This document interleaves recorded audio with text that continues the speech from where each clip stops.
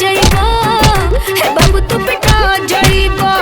ए दीदी लइका के मान बाबे हमनी के खेले के खजाबे करी, अभी काचे उमर बाबे हमनी के खेले के खजाबे करी।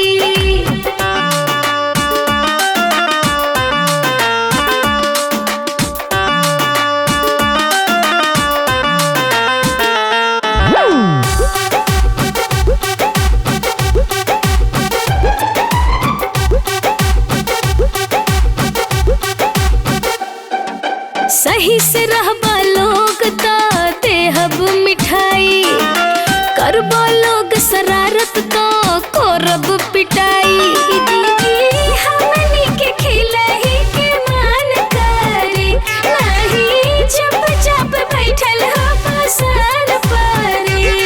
जनी करा छकुती जनी पाना फुरकुती न त गिर के छिटा जाइबा, ए बाबू तू पिटा जाइबा। तनी बार समझ में नहीं क्या बात पिटा दीबा बुझला। ए बाबू तू पिटा जाइबा, ए बाबू तू पिटा जाइबा, सुधर जा।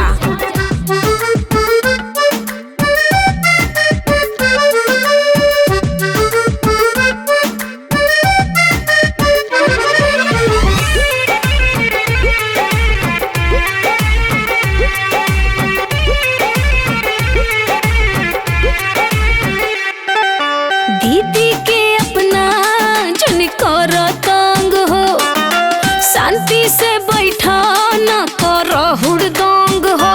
चाहे छोट भाई के अपना दुलार करे के, बेसी डांट डांट नहीं खाली प्यार करे के। कब सोचले न रहनी हम ई के तू इतना ढिठा जाइबा, ए बाबू तू पिटा जाइबा, ए बाबू तू पिटा जाइबा, ए बाबू तू पिटा जाइबा, ए बाबू तू पिटा जाइबा। ए दीदी लइका के मान